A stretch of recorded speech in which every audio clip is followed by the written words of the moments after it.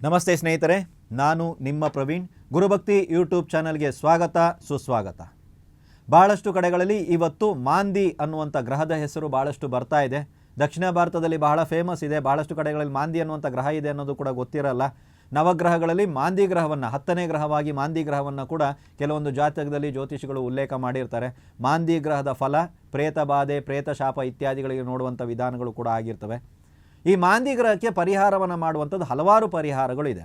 ಮೊದಲಿಗೆ ಮಾಂದಿ ಯಾವ ರೀತಿಯಾದಂಥ ಎಫೆಕ್ಟು ಅಂದರೆ ಅಶುಭ ಫಲವನ್ನು ನಿಮ್ಮ ಜೀವನದಲ್ಲಿ ಕೊಡ್ತಾ ಇದ್ದಾನೆ ಅನ್ನುವಂಥದ್ದು ನುರಿತ ವಿದ್ಯಾವಂತ ಜ್ಯೋತಿಷಿಗಳಿಂದ ತಿಳಿದುಕೊಳ್ಳಿ.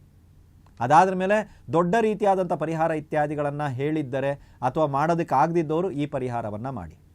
ಉತ್ತರ ನಕ್ಷತ್ರ ಬಂದಂಥ ದಿನದಲ್ಲಿ, ಉತ್ತರ ಅನ್ನುವಂಥ ನಕ್ಷತ್ರ ಬರುತ್ತೆ. ಈ ಉತ್ತರ ಅನ್ನುವಂಥ ನಕ್ಷತ್ರ ಬಂದಂಥ ದಿನದಲ್ಲಿ ನಿಮ್ಮ ಮನೆಗೆ ಹತ್ತಿರದಲ್ಲಿರುವಂಥ ಶಿವನ ದೇವಸ್ಥಾನದಲ್ಲಿ ಕನಿಷ್ಠ ಪಕ್ಷ ಒಂದು 12 ವರ್ಷಗಳಾದರೂ ಆಗಿರಬೇಕು ಆ ದೇವಸ್ಥಾನ. ಕನಿಷ್ಠ, ಗರಿಷ್ಠ ನಿಮ್ಮಿಷ್ಟ.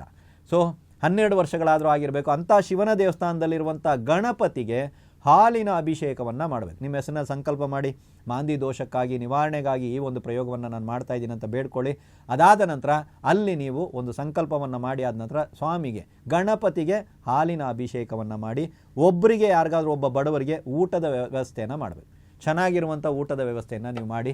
ಈ ರೀತಿ 9 ಉತ್ತರ ನಕ್ಷತ್ರ ಬಂದಂಥ ದಿನದಲ್ಲಿ, ಕಂಟಿನ್ಯೂ ಆಗಿ 9 ಉತ್ತರ ನಕ್ಷತ್ರ ಬಂದಂಥ ದಿನಗಳಲ್ಲಿ ನೀವು ಮಾಡ್ತಾ ಇದ್ರೆ 27 ದಿನಕ್ಕೊಂದ್ಸಲ ಬರ್ತಾ ಇರ್ತದೆ.